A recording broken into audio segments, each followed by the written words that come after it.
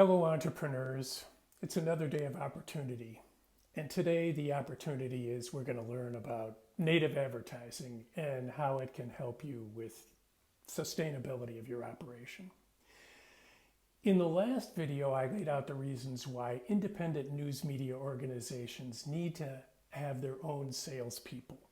And this way, they can avoid giving up ad revenue to the tech platforms, and they can also offer advertisers brand safety. Now, even though digital ad publishers sell conventional ad spaces, just like the platforms, many quality news sites are offering something different, native advertising. So in this video, I'm going to tell you what's different about native advertising, how to make it work for you so that you can link mission to monetization, and what some of the risks are.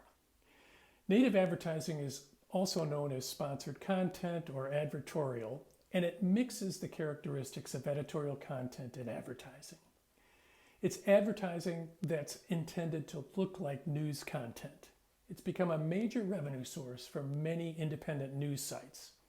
The advertiser is in effect borrowing the credibility from the news publication to enhance the credibility of their own business, their own brand.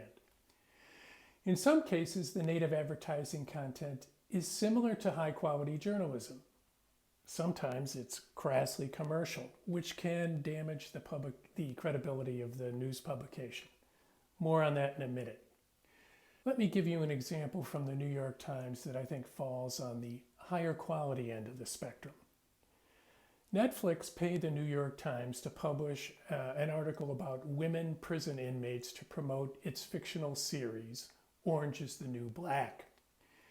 The article looks and feels like the kind of in-depth reporting you might see in the news columns, but it was not produced by the Times' editorial staff. A click on the phrase paid post tells the reader that the content was produced by the publication's internal ad agency, T-Brand Studio. The only other clues that this article is really an advertising message are a tiny ad for the Netflix series on the top left of the headline and a large horizontal display ad announcing season 2 of the series that comes at the end of the article. The Times eliminated one of the intermediaries in the old advertising model by creating the content for the client. And in this way, they created a new revenue stream for their own publication. Another example is The Skim, a chatty email newsletter for 7 million young women professionals. And they package native advertising differently. The Skim accepts no programmatic advertising through the tech platforms or ad exchanges.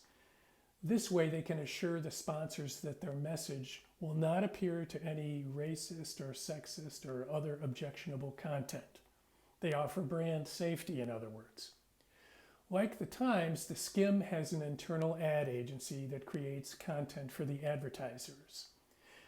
One example is that 3 of their advertisers sponsored a special New Year's section in which they were offering advice to the readers about how they could be more productive and healthier in the new year.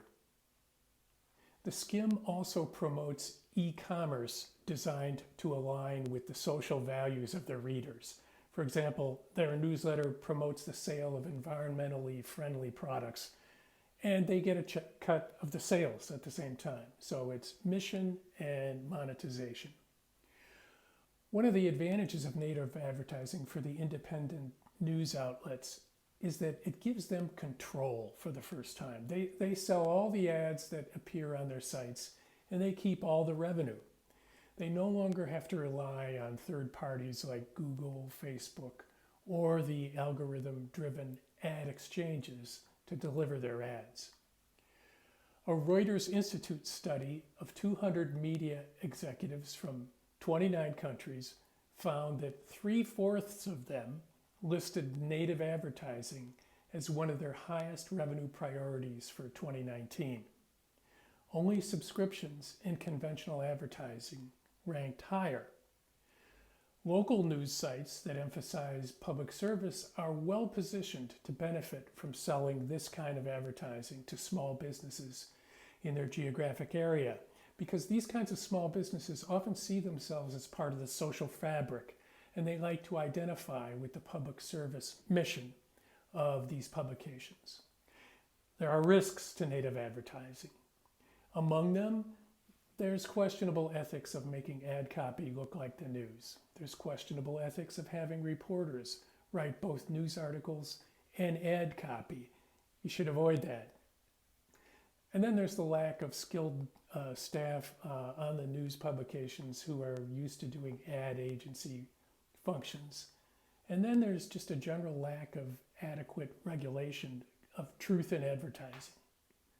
Going back to the Writers' Institute again, they found that 1/3 of the internet users in the UK and close to half of those in the US felt disappointed or deceived by native advertising if they came to the end of an article only to discover that it was really a promotion for a brand.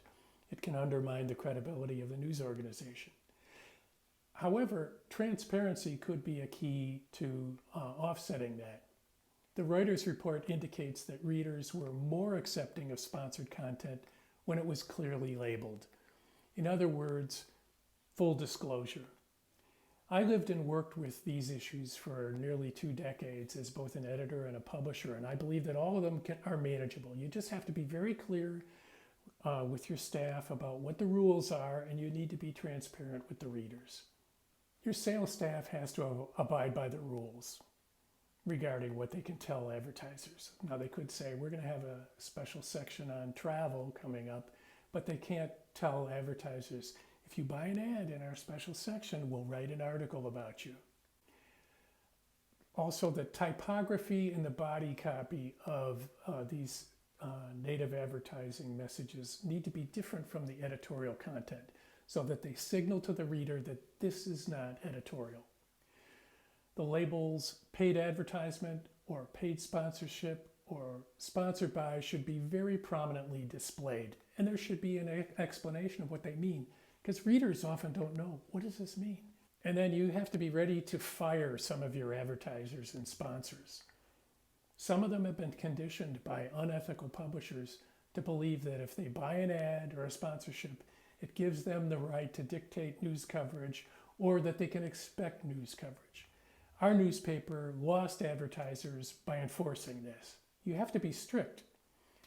To be honest, I think some of the ethical hand-wringing is a little bit excessive. News and advertising have always been mixed up in the same package. For decades, traditional media's sections on culture, for example, would have reporting on art exhibitions, films, theater, opera, books, all mixed up with advertising about those same things. And the same with luxury homes sections or fashion sections or automobile sections. The differences from native advertising are matters of degree. We all need to be on our guard all the time. Credibility is gained slowly over time, and it can be lost in a minute, so we have to be careful about that. But the opportunities for native advertising are great. It's another day of opportunity.